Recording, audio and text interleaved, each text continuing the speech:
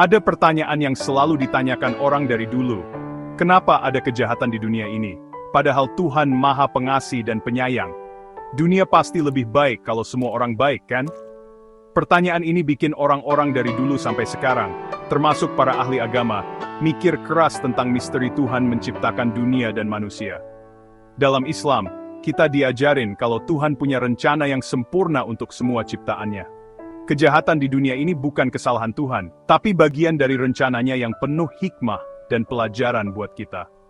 Nah, biar ngerti, kita perlu lihat gimana Islam memandang kebaikan dan kejahatan, juga tujuan Tuhan menciptakan manusia dan hidup di dunia ini. Yuk, kita bahas bareng-bareng dengan pikiran yang jernih dan hati yang terbuka. Mengenal baik dan buruk dalam Islam. Islam ngajarin kita, baik dan buruk itu bukan cuma masalah selera atau pendapat masing-masing. Kebaikan itu apa yang sesuai sama ajaran Tuhan dan Nabi Muhammad. Contohnya, akhlak yang bagus, perbuatan baik, dan taat sama Tuhan. Sebaliknya, kejahatan itu apa yang nggak sesuai sama ajaran Islam. Kayak sifat jelek, berbuat dosa, dan nggak percaya sama Tuhan. Al-Quran dan hadits itu panduan kita buat bedain mana yang benar dan salah. Mana yang baik dan buruk.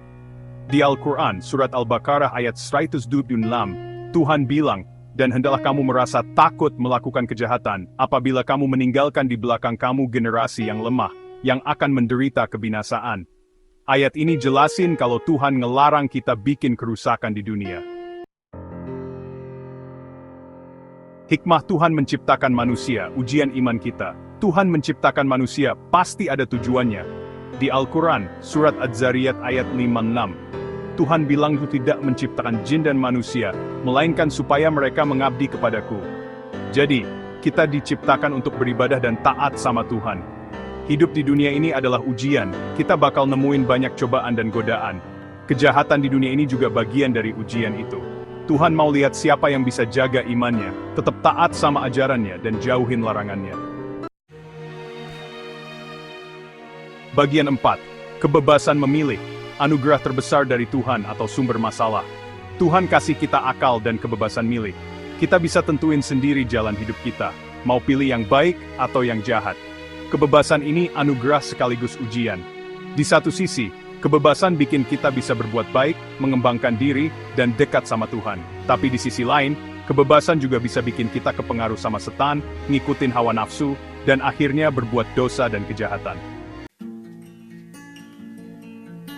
Bagian 5. Kisah Nabi Adam dan Iblis, belajar tentang ketaatan dan kesombongan. Kisah Nabi Adam dan Iblis ngasih kita pelajaran penting tentang akibat dari pilihan kita. Tuhan nyuruh Iblis sujud sama Nabi Adam, tapi Iblis nolak karena sombong. Penolakan Iblis itu sama aja nggak taat sama perintah Tuhan.